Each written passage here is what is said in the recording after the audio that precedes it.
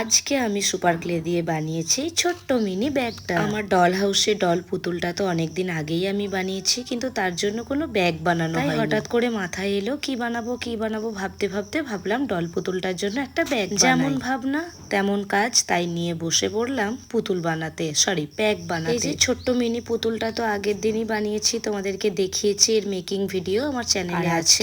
এই ব্যাগটার ভিডিওটা শেয়ার করব। তো চলো কি কি দিয়ে বানালাম সেই সবটুকু তোমাদেরকে প্রথমে নিয়ে বসে পড়লাম এই যে দুটো সুপার ক্লে। এই দুটো সুপার ক্লে দিয়েই কিন্তু আমি ব্যাগটা মূলত বানাবো। তার আগে তোমাদের সকলকে বলি হ্যালো এভরিওয়ান, আমি তনুশ্রী, আমি মিনিয়েচার বানাই। সুপার ক্লে গুলো আমি এখন বের করে নিচ্ছি। তবে এই সুপার ক্লেটা খুব চ্যাটচ্যাটে, এটাকে প্রথমে একটু শুকানোর জন্য রেখে দেব। বাজার থেকে কিনে আনা সব সুপার ক্লে গুলো কিন্তু একদমই ভালো হয় না, তবে এটাকে বেশ খানিকক্ষণ হাওয়ায় রাখার পর একটু শুকিয়ে গেল, তো তারপরে আমি এটার জন্য কাজ শুরু করেছি।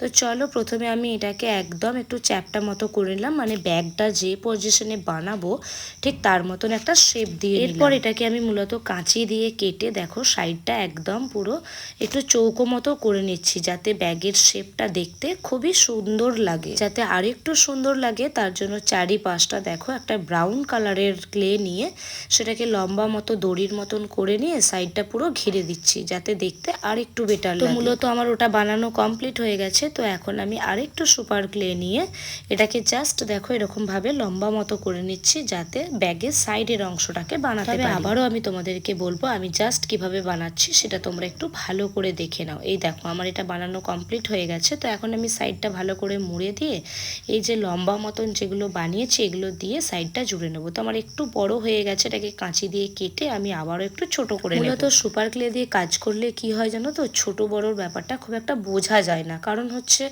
যখনই তুমি এটাকে দিয়ে কাজ করবে তখনই কিন্তু এটা সাইডে না লেগে যায় বা চিটে যায়। এটার জন্য কোনো আলাদা করে এক্সট্রা আঠার প্রয়োজন পড়ে না, সুপার ক্লেটা অটোমেটিক্যালি আর একটা সুপার ক্লের সঙ্গে চিটে যায়। তার জন্যই কিন্তু মূলত খুব সাবধানে কাজগুলো করতে হয়। তো দেখো মূলত আমার দু সাইডটা কিন্তু চেটানো কমপ্লিট হয়ে গেছে। এরপর আমি ব্যাগের হাতলটা বানাবো। তো তার জন্য দেখো আমি ব্যাগের একটা লম্বা লাইন করে তার মধ্যে টেপে নিয়ে জাস্ট একটু ফুটো ফুটো করে দিচ্ছি, যাতে ব্যাগের হাতলটা দেখতে ভালো লাগে। আমি মূলত এটাকে চেষ্টা করছি যাতে বেল্টের আকারে যে ব্যাগগুলো হয় না, মানে বেল্টের মতন সেই রকম জাস্ট ফুটো ফুটো করা, যাতে বেল্টের আকারের মতো দেখতে লাগে। তো যাই হোক চলো, দেখছো কাজ করতে করতে কিন্তু বহুত প্রবলেম হয়, আমরা সবটা তো আমরা ভিডিওর মাধ্যমে তুলে ধরতে পারি না। চ্যানেলে তোমরা যে ছোট ছোট ভিডিওগুলো দেখতে পাও, মানে 20 সেকেন্ড 30 সেকেন্ড, তো ওগুলোতে মূলত কিন্তু সবটা দেখানো পসিবল হয় না, তার জন্যই কিন্তু দেখাতে পারি না। তো এখন বড় ভিডিওর ক্ষেত্রে তোমরা আশা করি বুঝতে পারছো যে কতটা ধৈর্য সহকারে এটাকে কাজ করতে হয়। ফাইনালি এই যে দেখো আমি ব্যাগটাকে একটু ছোট এবং একদিকটা একটু বড় করে জাস্ট ব্যাগটাকে আটকে দিলাম, মানে হাতলটা করার জন্য।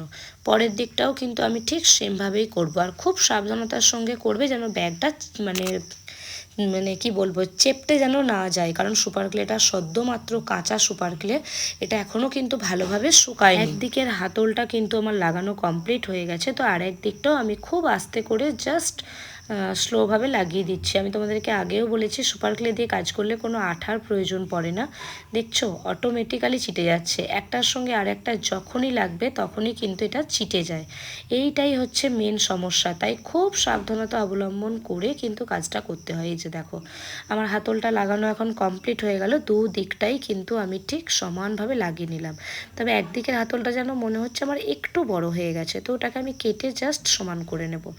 যাই হোক চলো এখন একটু শুকাক আগে, তারপরে এই যে দেখো মোটামুটি একটা কাঁচি দিয়ে কেটে আমি একটা শেপ দিয়ে নিয়েছি। কিন্তু শুধু যদি হ্যান্ডব্যাগটাকে এরকম লাগিয়ে তাহলে কি দেখতে ভালো লাগবে, তার জন্য তাই একটা আমি বো তৈরি করে নিয়েছি। এই যে দেখো, তো এই বোটাকে আমি এখন এর মধ্যে খুব ভালোভাবে আটকে দেব। চলো এখন একটা ছোট্ট চিমটার সাহায্যে আমি কিন্তু এটাকে আটকাচ্ছি। যদি হাতের সাহায্যে তোমরা আটকাতে যাও তাহলে আমি একটা কথা বলবো, খুব সাবধানতা অবলম্বন করে করবে, নাহলে কিন্তু ওই যে বললাম বারবার চিটে যাবে, তার ক্ষেত্রে কিন্তু একদমই ভালো লাগবে। তো ফাইনালি এই যে দেখো আমি কিন্তু হাতের সাহায্যেই লাগালাম। তো আমি মূলত কিন্তু বেশিরভাগ কাজ কিন্তু হাতের সাহায্যেই করি, আমি যন্ত্রপাতি খুব কম ইউজ করি। তোমরা যারা এগুলো ব্যবহার করতে চাইছো বা বানাতে চাইছো তারা কিন্তু হাতের সাহায্যেই পারবে, একটু ধৈর্য এবং একটু বুদ্ধি খাটালেই কিন্তু জিনিসটা কমপ্লিট হয়ে যায়। মূলত আমার ব্যাগটা এখন কমপ্লিট হয়ে গেছে। তো আমি ডল পুতুলটার জন্য যেহেতু বানিয়েছি তাই তাই আমি এটাকে কিন্তু পরাতে পারছিলাম না। তার জন্য আমি আবার পরে এর জন্য একটা বড় হ্যান্ডেল অ্যাড করেছি, মানে সাইডে একটা হ্যান্ডেল অ্যাড করেছি। আশা করি তোমরা দেখতেই পাচ্ছ, ওটার আর কোনো ভিডিও ফুটেজ তোলা হয়নি, তাই তোমাদের সাথে আর শেয়ার করতে পারিনি। তো যাই হোক বন্ধুরা, ভিডিওটা কেমন হয়েছে অবশ্যই কমেন্টে জানিও, ভালো লাগলে একটা লাইক করে দিও। আজকের মতো টাটা।